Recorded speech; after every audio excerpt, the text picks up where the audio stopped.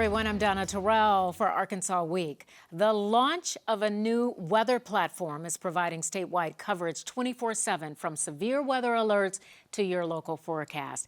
We will tell you more about that a little bit later in the program. But first, Goodwill Industries of Arkansas. They recently added a new location with plans to add more across the state. But they are more than just a thrift store. As their mission states, they are changing lives through education, training, and employment. Joining us to tell us more about the programs and services is President and CEO Brian Marsh. Thank you so much for being here. Donna, so happy to be here. Happy to have the opportunity to speak with you again, but really to share more of what we're doing. Well, you know, I want to talk about the new store in just a minute, but first I really want to focus on how Goodwill Industries is changing lives through educational and training programs. What can you tell me about that? Oh, Donna, great question. We, in 2015, we worked with legislature to change the law in the state to allow adults to earn a high school diploma. Prior to that, adults over the age of 19 did not have that opportunity. So we changed the law in the state to allow that to happen. Okay, wait, just back up just a little bit. Yes. So you're trying to tell me that if you were over the age of 19, you could not get a high school diploma? No, the only thing available to you at that time was a GED. Which is a test. Okay. Okay, so fair enough. we changed the law in 2015. In 2017, we opened the first Excel Center in Little Rock, which is an adult high school. We're a licensed charter school, licensed by the Department of Ed, state of Arkansas. And so we opened the first school there. And in 2024, we opened a school in Springdale. So now we have two campuses. One in Little Rock, one in Springdale. We've had, as of this week, we had graduation Friday and in Little Rock and a graduation in Springdale on Tuesday of this week. How large are the classes? We have had 350 graduates now in the state. Oh my word. Wow. Yes. So as a charter, we're capable, we're charter right now, we're registered for 350 students at each campus. So that's what our capacity is. Okay, so how do you identify the students? Can it be anyone? Does it have to be, you know, like certain people who would qualify versus someone else who doesn't have a high school diploma? No, the only requirement is they not have a high school diploma. Okay. What happens when they come to us? We test them. We also look at their transcripts so that we marry up their knowledge level with the transcript. So it's mastery of the subject. So we don't have a cohort. We don't have a freshman class and a sophomore class. We determine what their needs are and develop an individual learning plan for each student. So many of our students come in and they're reading in the 5th to 7th grade level and doing math at the same level. So there's remediation to get them to high school level math and reading, and then they move into high school curriculum. Okay, and I'm seeing from business and administration, healthcare, IT, and skilled trades are offered. Yes, so we also have a trade school which is paired with that. So that's the academy. That's the academy. So they can, as they go through, what we try and do is determine what their interest is. What do they want to go after high school? Because we are kind of a launching pad. So we look at that, and if your interest is in a career, we offer connection to our trade school. So you could get opportunities to earn certifications in welding or become a certified clinical medical assistant or pharmacy technician or go into construction. Now that is changing lives. Yes. Because otherwise, I mean, you know, you get a GED, it looks a little different on a resume than it does when you say you have a high school diploma. Yes. And you don't necessarily have to tell someone that, well, I just got my high school diploma. Whenever you get it is when you have it, right? Yes. And that opens doors for a lot of people. It opens a lot of doors. We actually, we just had a reunion breakfast with some of our graduates here in Little Rock. And it was a great success. We had a student from our first graduating class. We graduated 7 individuals in our first class. He came back. He is now an airplane mechanic What? making six figures. Oh my word! Yes. What a story! And now that's a testimony. How do people apply? Folks are going to hear that and they're going to say, "Oh, sign me up." Yes. How do you apply? You can go to our website, goodwillar.org, and there's a link on our website. You can call our Goodwill headquarters in Little Rock, and they will put you through to the Excel Center. Okay. You can walk in and talk to somebody. The campus in Little Rock is at our headquarters on Scott Hamilton. In Springdale, it's on Old Missouri, just south of Springdale Airport, but walking in. We've actually had people that were driving by, they were stopped at the stoplight in front of the Springdale campus and saw the sign that said free childcare, earn your diploma. Oh, wow. And so mother of multiple children came in, and we remove the barriers. So we offer free childcare. We offer transportation, bus passes. We offer, every student gets a life coach. You know, algebra was hard when you were 14, 15. It's Right. really hard at 35. Oh, yeah. I mean, you know, retaining information the older you get, as I'm discovering. Yes. You know, I don't remember things as well as I did when I was young. Yes. To have all of this, certainly, it's got to be funded. How are you funded? Well, 96%, great question, 96% of our operating funding, our operating revenue, comes from the sale of donated goods. So when people donate to Goodwill, donate their gently used items, when we sell those, that funding goes to fund our mission. And so as you mentioned, our mission is changing lives through education, training, and employment. Education is the Excel Center. Training is our trade school, where people can earn certifications in welding, medical, IT, construction. And then we have reentry. And that is another big part of our program. Talk about reentry, because now we're talking about people with a criminal background, correct? Yes, yes. Reentering society after being justice involved. Okay. So recidivism in the state, as you know, is nearly 50%. Our program is a 16-week paid program where they work side by side with our employees, and they get training while they go through that on durable skills. Some people call them soft skills. It is how to be employable and remain employable, and then they work while they're doing it, so they earn a living. But recidivism for our graduates is less than 5%. Oh.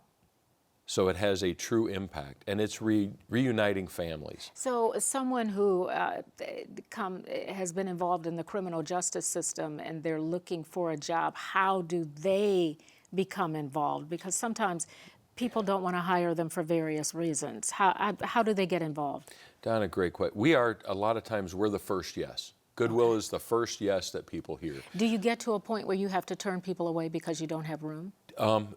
Yes, we do. Or we put them on a waiting list. So if they're interested in the reentry program, they can reach out at any one of our stores and connect through our stores on where we have those. So before COVID, we had 7 locations and 27 seats. So we had 27 opportunities at any given time for someone to be in the program. Since 2020, we've expanded that. We now have over 100 positions. And I can see why you would need to expand. Yes. I mean, and I'm sure you'll just keep growing at this point, Yes. because you can never have enough resources to help all of the people who need it on so many different levels. I see here you also have a Books for Kids program. So you don't exclude the little ones. No, we don't. So Johnny Key, when he was head of education for the state of Arkansas, it was a conversation with Johnny Key that set us to develop the Books for Kids program, where we take books that are donated and we categorize them by grade, by reading level, and then we make them available to schools or organizations that serve the underserved. So children of parents who have bigger challenges don't have books. So we provide the books to the home, and it goes to the child. It is the child's book. We work with a number of elementary schools, and their Books for Kids coordinator will tell us how many books they need and what grades, and we supply those books to the school. You know what? You talk about Goodwill. This truly is Goodwill. I mean, you couldn't have a better name Yes. than Goodwill because you're doing so much goodwill for people who really need that kind of help. And now you've embarked on something pretty major. You have a new facility on Chenal Parkway in Little Rock. Yes. Tell me about that. Well, again, as Little Rock has grown, it's growing west, Yes. out Chenal. We've looked for many years, over 5 years, we've been looking for an opportunity to be in that area. Generally, we're hermit crab. We grow into other people's shells. So we've gone into buildings that were available. There has not been a building available in the Chenal Valley. So we, through the guidance of our board and the opportunity that was put in front of us, we have built a new store, and it is just off of Kirk Road, kind of across from that large shopping area, Costco and Kroger, and That's a powerful area to is. be in terms of It is. retail. I mean, people are all over that area. There are Yes. some times when Chenal Parkway is very, very busy. Yes.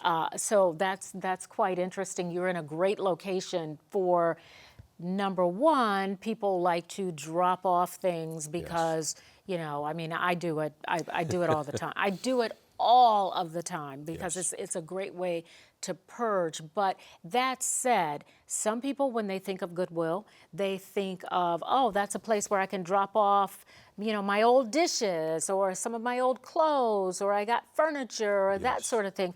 But how do you get folks out of the mindset of only viewing you? You've shared a lot of information in a short amount of time, but how do you get people out of the mindset that this is a place where I just take my stuff and you're going to recycle it and sell it? Donna, great question. Many people have the perception that Goodwill is a for-profit. We are a nonprofit organization. Our organization, if you look at Goodwill, Goodwill was founded in 1902 by a Methodist minister in Boston. He looked around his church and saw that there were a number of people that were hurting and or were doing without, so he went and collected goods, and they trained people to fix, to darn garments, to fix furniture. So it gave them a skill. So it's the power of work.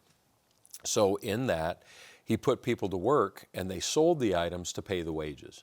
So that's kind of what Goodwill does. Okay. Our mission, again, is that training, that education piece. So how do we marry the two? So it's more than a store. There are 140 Goodwill organizations in the U.S. Wow. And we are one of 15 that are all of a state. So donations in Arkansas stay in Arkansas to serve Arkansans. Okay. Obviously, this new facility, folks can go there to donate, but let's just talk about some of the highlights, and we are running out of time. I could talk to you forever about this. There are some highlights at this new facility on Chenal Parkway that I don't want to not talk about in this interview. Yes, we're actually delivering mission in that space. So what we're doing is there are career navigators there that will help not only our employees navigate their career path, the ABCs of work, a job, a better job, and a career, but also help people who are coming in off the street to navigate their careers. And it may not be with Goodwill, it may be with someone else, but they can provide them training in those skills that will help them get a job and keep a job. The other thing that is happening there is that reentry program we talked about. Yes. The TEO program, we'll be operating that in that space. We do a lot of things. We have a last mile to work program for our employees and for our students and clients, where we give them a bicycle so that they can get to the bus stop to get to work or get from the bus stop to work. We also have a Good Smiles program where employees, we provide up to $5,000 in dental work for our huge. employees. That's huge. And so it is, without a smile, it changes the way people are viewed, but also the confidence Exactly. in getting a job. Exactly. I mean, there are so many things. Just talking to you makes me feel good inside. So thank you. Goodwill is definitely doing everything that its name it indicates. So I want to thank you so much for being here and talking about this. Of course, we could have talked much Yes. longer. Well, Donna, thank you so much for having me, and it's always a joy to see you, and appreciate the opportunity just to share more of who Goodwill is. I wish you the best of luck in the new year. Thank you. You too. All right, and stay with us. We'll be right back.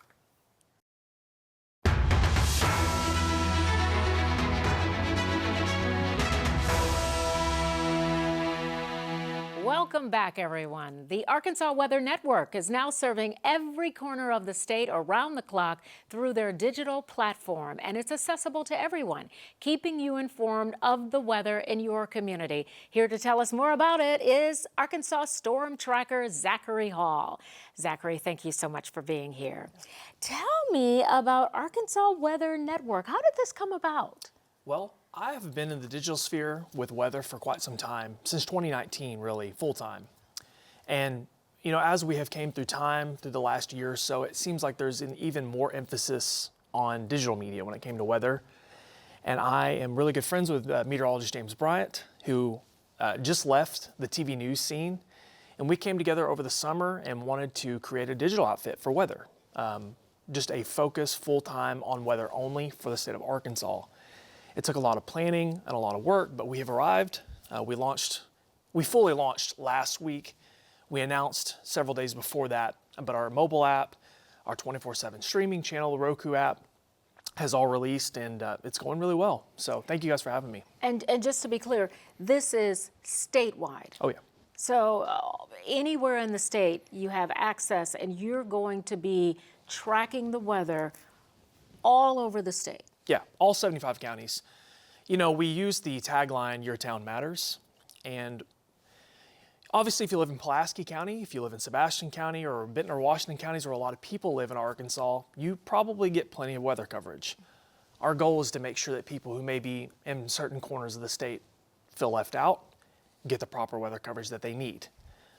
We want to be able to be there for everyone. It doesn't really matter where you live. So yes, all 75 counties, it's a full-time job, that's for sure. I was going to say, that's going to keep you busy. Very. Let's talk about your personal experience as a storm tracker. I always find that fascinating. I don't know that I would have the courage to follow a tornado or, you know, and I mean, everything I know about it, I see on shows where they're like, oh, here it comes. So what's that like? Well, it was fun. I mean, I love weather. I'm a weather nerd. I've been a weather nerd since I was a little kid, and that was always my dream job, to be a storm chaser, storm tracker, whatever you want to call it. And I was able to live that dream. I did it professionally for 4 years, as in I did it for a profession. That's how I made a living. And it took a lot of travel, a lot of time away from family, so it wasn't easy. But I saw a lot of tornadoes. I intercepted 3 major hurricanes. I intercepted Hurricane Idalia and Hurricane Ian on the coast in Florida, major hurricanes. So I did winter storms. I lived the dream, and I learned a lot about weather while doing so, and I think it's helped me in my forecasting ability here in Arkansas. Arkansas is very hard to, you know, going out and storm chasing in western Kansas, there's not a lot of trees, it's really flat, it's easy to see, was a whole different experience than trying to look for tornadoes here in Arkansas. There's a lot of hills, there's a lot of trees, a lot of times we have storms in the middle of the night. It's a different animal here, and only for the bravest is what I always said. People who go out and do it, I respect them a lot. I totally agree with that. Yeah. Only for the bravest. How do you stay safe when you're out there tracking a tornado? And you know, and when I think about that, like in the middle of the night when it's dark, I mean, obviously you have tools that will tell you where it is, but sometimes these things develop unexpectedly. Definitely. I mean, there's always a risk. Tornadoes are scary. Severe weather is scary. It's dangerous.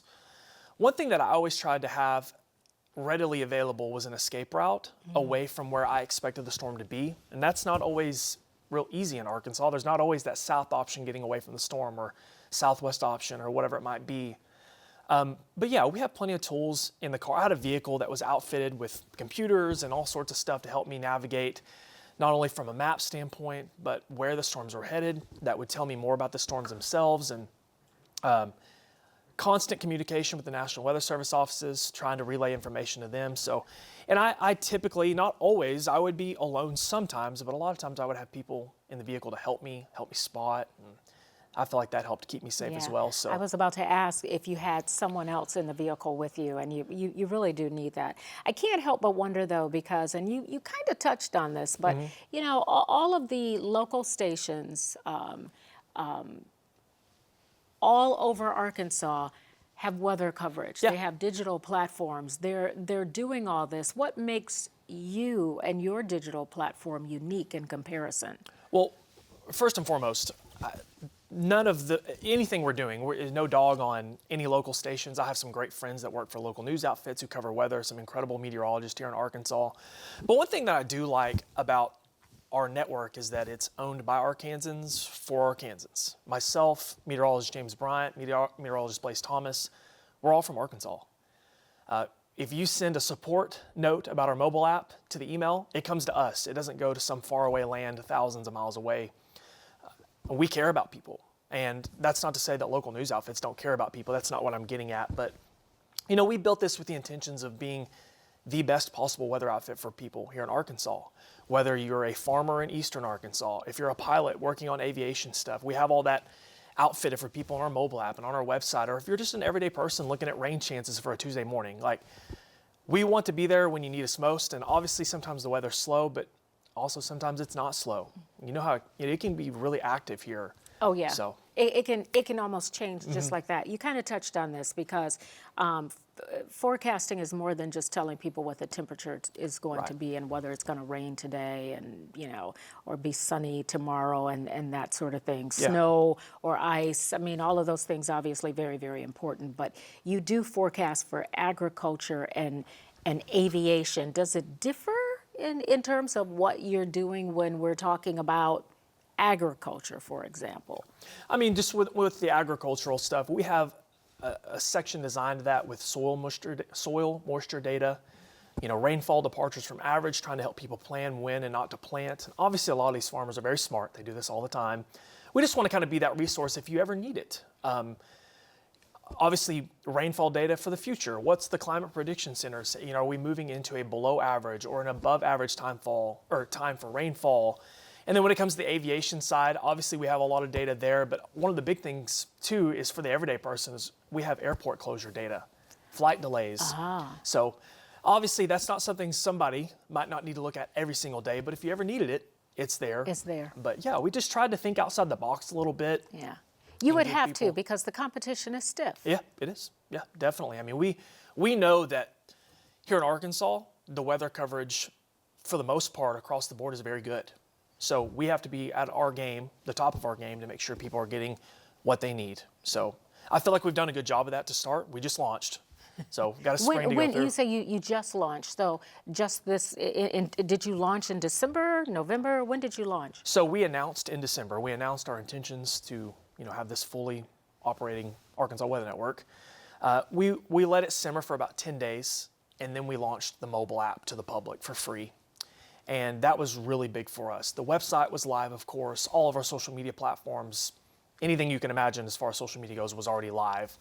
But the mobile app was our big one, and we launched that this last weekend. Okay, so for the everyday person out there, that would be me, and our viewers who are watching, what can we expect this winter? You know, I mean, our weather has already been different.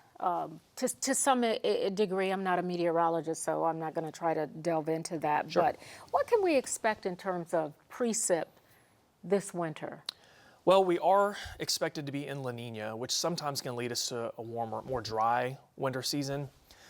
But at the same time, we've had La Ninas in the past where we've had plenty of snowfall, plenty of rainfall. It really just depends on how the overall pattern evolves. And I know that's like the biggest weatherman answer possible.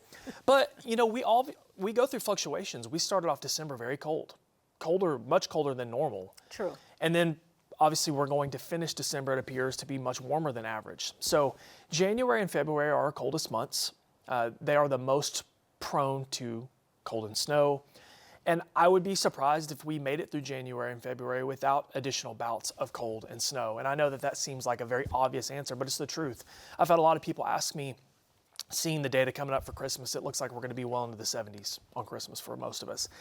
And I've already had people asking me, you know, is this winter going to be a dud? Is winter over? And I'm like, man, we haven't even started. January, even March. I feel like people don't talk about March enough. March can be very cold. We can have big snow in March. So I think that we will have plenty of bouts of cold coming up. I'm not going to sit here and say we're going to have above average snow amounts for the whole state, but we will encounter more rain, more snow, hopefully no ice, but can't rule that out either.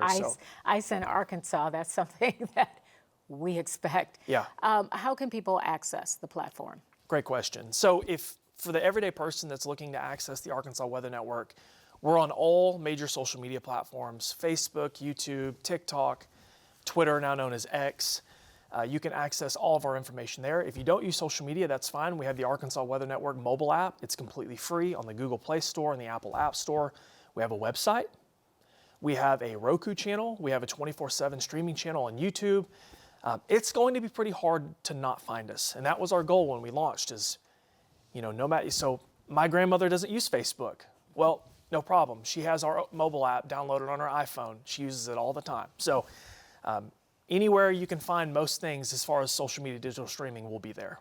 And one final question. Sure. We've pretty much run out of time, but is this something that we see in other states? I mean, are you a carbon copy of something that's been done before? Yes. So we actually modeled most of this off of the Alabama Weather Network. Got it. James Spann in Alabama and numerous other meteorologists contribute to that platform. There's outfits such as this in Louisiana, Missouri, Oklahoma, Mississippi. Got it. So I Arkansas kinda was thought next. so. Yeah. Okay. All right. It was just a matter of time. Yeah. Zachary Hall, I want to thank you and good luck. Thank you. And thank you for joining me for Arkansas Week. I'm Donna Terrell. We'll see you next time.